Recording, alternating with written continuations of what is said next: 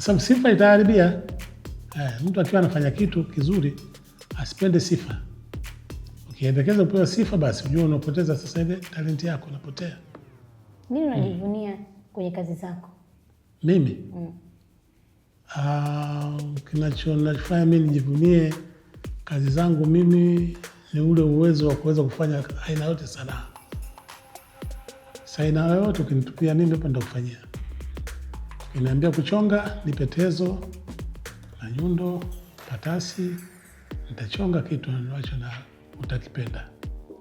Ukiniambia udongo mfinyanzi, nitabumba mimi kitu ambacho wewe utakipenda. Ukiniambia si kuletea migomba, nitakatakata mimi, nitakupigia picha, utakuwekea sanaa pale, utaipenda. Ukinipa kalamu tu na karatasi, nitaandika hadithi pale, kwa watoto wakisoma wataipenda, hata watu wazima wataipenda. Basi na talenti nyingi sana, zote mimi ndio najivunia. Na huwezi kusahau hata kidogo. Sasa ndio inakuwa ajabu hiyo. Hata kama siku hizi kuna maendeleo ya teknolojia ya mashine, wewe bado unatumia mkono wako kutengeneza kazi zako? Ubaya wenyewe mimi sikuingia tena katika mambo ya kwenda kujifunza kufanya typing katika kompyuta nini na nini. Ilikuwa sikuenda tena huko, kwa sababu nilikuwa naona kwamba hii kitu kimepitwa na wakati. Kwa hiyo bado ubunifu wa mikono yako unaendelea? Nafanya. Ndio. Nafanya si bila tabu. Umesema unafanya kazi nyingi na una vijana wengi ambao umewazalisha wewe mwenyewe. Je, unajivunia kwa hao vijana ambao umewazalisha kwamba wanatosha, au wao waendelee kuzalisha vijana wengine ili kupatikane timu kubwa ambayo wewe umeizalisha? Unajua, wakati fulani walikuwa wanakuja watu wa Channel 10 kunihoji na kutaka kujua kazi zangu nafanyaje na nini kama hivi. Lakini kwa kila aina fulani ya sanaa nikitoa, na wapiga watu wa Channel 10 wanakuja, wana interview, wana photograph, wana record na zile kazi zangu nilizofanya zinaruka kwenye air. Sasa siku moja aliniuliza yule mama, umefanya kazi nyingi sana, umefanya nini? Je, unafikiria nini baadaye? Mimi nilimwambia kwamba mimi pamoja na kufanya kazi hizi za aina mbalimbali, kufundisha vijana, roho yangu mimi hairidhiki mpaka niwe na shule kubwa hivi nafundisha vijana sanaa hii. Kwa sababu hii sanaa, sisi wasanii tumegawanyika sehemu mbili. Kuna wasanii wao wanachora picha au kufanya kazi za sanaa, wanauza, wanapata maisha. Alafu kuna wasanii hao katika kundi lingine, wao ni wafundishaji wengine. Wanapenda kufundisha sanaa, na kweli wanapitia vijana pale, wanafundishwa sanaa, wanakwenda kuanza maisha. Lakini sasa ile kuwa na shule, unataka uwe umeshajipanga, uwe na vifaa, uwe na mahali maalum, uwe na wanafunzi wenyewe. Hivi leo mimi nikisema kwamba natangaza nataka kufundisha vijana, watakuja wengi tu. Watakuja kwa sababu najulikana. Mimi jina langu maarufu naitwa Kim, K-I-M. Ni Khalid Isa Ibrahim Bagurume. Abbreviation na jina manne. Kim, K-I-M. Kazi zote ambazo umefanya kwenye taasisi tofauti. Unastahiki yoyote ya kumiliki zile kazi ambazo umezifanya, au mkataba ulikuwa unasoma pale ambapo umeitengeneza tu kazi, unalipwa, then unaiachia hiyo kampuni kazi yao? Wakati ule mambo haya ya hati miliki yalikuwa hayajakuwa na nguvu sana kama sasa. Wakati ule ilikuwa mtu unakubaliana na mtu, mteja, unamfanyia kazi yake, anakulipa, na hapo mnamalizana. Na kazi nyingi sana nimefanya katika mashirika. Shirika linakulipa stahiki yako, basi mnamalizana. Kama ingelikuwa kwa sasa kila kazi unayofanya unapata na hati miliki baadaye, tungekuwa kidogo na sisi afadhali, kwa sababu uzee tunaofika utakuwa mtu unajua kule mimi na mafao yangu kila mwezi anatoka, au kila wiki anatoka, au kila mwaka anatoka. Haujawahi kuwasiliana nao baadhi ya taasisi ambazo umezifanyia kazi na kuongea nao? Sijawahi, wala sidhani kama nikiwahi ninazofanikiwa chochote. Kwa sababu ukienda sasa katika taasisi zile mbalimbali, unakuta meneja mwingine, director mwingine, wafanyikazi wengine, utaanzaje? Kweli. Pole. Baba, vijana wengi wanatamani kujifunza kuwa wachoraji, kujifunza kuwa wabunifu wa kudesign, kujifunza kuandika kama unavyoandika vitabu vingi, lakini wanakwama. Unawaambia nini ili waweze kuwa wabunifu kama wewe, au wale wanaotamani kuwa kama wewe? Nini wafanya wazingatie ili waweze kufikia hapo ulipofikia? Unajua, kwa mfano kazi ya kuchora, nilishakwambia kama ni kazi ngumu. Vijana wengi wanapenda kuchora, lakini wakiona kwamba nikienda kujifunza siwezi nikachora kitu cha kufaa, wasikate tamaa. Kwa sababu mtu hata kama hujui kuchora, utachora mchoro ambao mtu mwingine ataupenda. Uvie vile uko ovyo ovyo, lakini utaelewa sense kwa mtu ambaye understand. Kwa mfano ukifanya kama vile wana tabia ya vijana kukimbia na pikipiki, halafu miguu kaweka juu, unaona vyote. Sasa mtu kama anachora picha si sawa sana mchoraji. Mchoraji tamchora kama vile vile, lakini mtu mwingine akija kuchora ambaye si mchoraji atachora picha mtu akakaa kwenye pikipiki vile vile, lakini miguu au mikono au vitu gani, sura yake, umbile lake tofauti. Vile vile kuna mtu ambaye anapenda ile kuliko hii ambayo ya real. Unajua wazungu wameanzisha au walianzisha zamani michoro yao ile inaitwa abstract.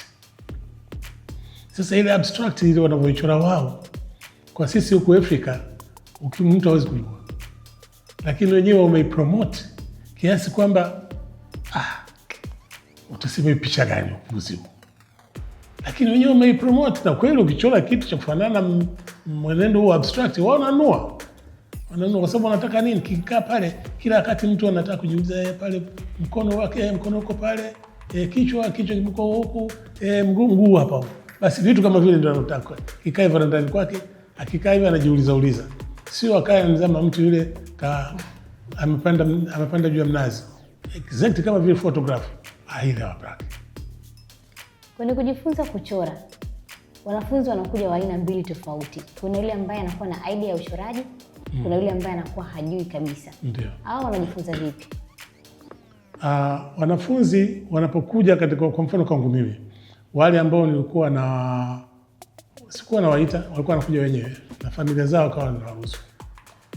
Walikuwa wanakuja pale, kitu cha kwanza nawapa interview mimi. Nawapa karatasi na kalamu, pencil, choreni chochote unachotaka. Sasa kuchora vile mimi nitajua huyu ni klasi gani, huyu yuko vipi, huyu anajua nini, huyu anafaa kitengo gani. Kwa kuna utofauti wakati ya mtu ambaye hajui kabisa kuchora na yule ambaye ana idea ya kuchora. Kabisa, utamjua. Na wote unawafundisha aina moja ya uchoraji au wanapishana? Pale lazima mchague huyu mweke ndio itakuwa uwepesi kwake. Yule ambaye ni abstract mpe kazi ya abstract. Na yule mtu ambaye anafanya real mshikilie kule kwenye real. Kachora jogoo mzuri sana. Na yuko vile vile. Sasa ndio mwingine kachora jogoo lakini jogoo wake hivyo tena. Manyoya yamesimama, miguu lakini sasa mpeleke kule atafanya kitu kizuri. Sasa pale wewe afundishe rangi tu. Akichora rangi vizuri basi atapata soko. Wapo watu wanapenda vitu vya utata hivyo, nini wanaita hiyo sani, usumbufu kichwani. Kumbe kuna uwezekano mtu ambaye hajui kuchora kabisa na akaweza kuchora. Akachora na ule ni mchoro. Mchoro ni mchoro tu. Huo ni mbaya, huo ni mzuri, lakini just inakwenda na wewe umeapply vipi colors. Kuna colors na colors hazikubaliani. Zile za kwa siziweke pale katika mchoro. Na color na kazi zinavutana. Sasa vizia mtu akiona pale rangi zinamvutia yeye mwenyewe basi. Na atakuwa atauza. Haya, umefanya kazi nyingi, tumesikia vitu vingi, tumejifunza vingi kuhusu sanaa ya uchoraji, ya ubunifu kwa mwalimu. Mafanikio yapi umeyapata kufanya kazi zote hizo takriban miaka mingi ya nyuma ambayo ulisha kuzifanya hizo kazi zako? Mafanikio yangu mimi ni maisha tu. Ilikuwa maisha yangu ni bora. Nimesomesha watoto, nimejenga nyumba. Kiasi kwamba sasa wanakuwa wanajitegemea, na inapotokea tatizo lolote mimi nawasaidia. Ni vitu ambavyo ndio manufaa nilopata. Sijui manufaa gani nataka kuzungumza hapa. Mafanikio ni yoyote, kila mtu anayefanya kazi lazima awe na mafanikio yake. Lakini jamii inaokutazama sasa hivi na watazamaji wanaokutazama, unahitaji kujua kupitia kazi zako ulizozifanya, unawashauri nini, unawahusia nini, au serikali pia wewe unaweza kuwaomba kitu gani? Kwa njia ya media hii, mimi nitafurahi kama nitapata msaada wote kutoka serikalini au shirika lolote lile au shule yoyote. Kwa mfano hapa juzi hapa walinijia, mimi nataka niwafundishe wanafunzi wa form 1 kwa sababu form 1 sekondari miaka hii kumekuwa na masomo ambayo wengine hayakamilishi, si wanahitaji si ile masomo ya kawaida, au kwa wanakuwa wengine wanakuwa hawapasi vizuri. Sasa wanakuwa hawapati ile combination yake nzuri. Sasa wakawa wamenitaka mimi niwafundishe fine art mashuleni, secondary school form 1 ambayo itaendelea mpaka form 2, form 3 mpaka form 4 huko, ambapo wengine wangeanza kwenda mpaka chuo kwa kujifunza hiyo fine art. Hii kama nikipata nafasi kamili naweza kuendelea kufundisha. Mradi inakuwa ni moja hapa ya mafanikio. Mafanikio yangu mimi ni ile utaalamu nilionao ambao wasema ujuzi hauzeeki. Neno moja kwa wanaokutazama kabla tujawaaga kwenye kipindi hiki kwa siku hii ya leo, vijana wanaotamani kujifunza. Ningependa kuwashauri vijana na ningependa kuwasisitiza vijana kwamba lazima wakubali kwamba sanaa au uchoraji wa sanaa za mikono ni ajira. Katika ajira hiyo unaweza kupata maisha yako kisha kujua kunafanya kazi zako kutegemea. Vijana wengi sana wamepitia kwangu, wanaishi kwa kutegemea hiyo kazi. Na si lazima mtu ujue kuchora picha kama vile mtu unavyomuona, hapana. Au kama kitu unachokiona. Uchoraji wote mnavyofikia kuweza kujua kama ni sanaa umechora kitu kile kiwe kinafanana, lakini kukipaka rangi vizuri utauza tu na utapata maisha.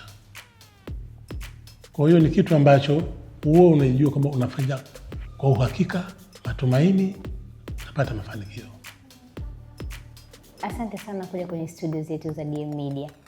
Huyo alikuwa ni Khalid Issa Mbogolume, ni dhahabu, mwitumie vijana. Mimi naitwa Timami, presenter siku hii ya leo. DM Media ndio tulikuwa nao kuhakikisha Unplug inaluka hewani na mmeona vitu vingi, lakini DM Palace Company Limited ndio wadhamini wetu. Tumehakikisha tupo muda huu hapa, wanapatikana Mapinga, pwani ya Bagamoyo, mkabala na shule msingi Mtambani. Kwa ofisi hii unapata vitu vingi vya designing, tailoring, media production, stationery na Raj collection. Matangazo haya nyuma kamera director Ravikan na Nurudini wamehakikisha tunaonekana vizuri. Asante kwa kutazama na kutenga muda. Subscribe, like, comment, share kwa mwingine ili asipitwe na dhahabu nzuri tulizungumzia hapa. Kwa heri.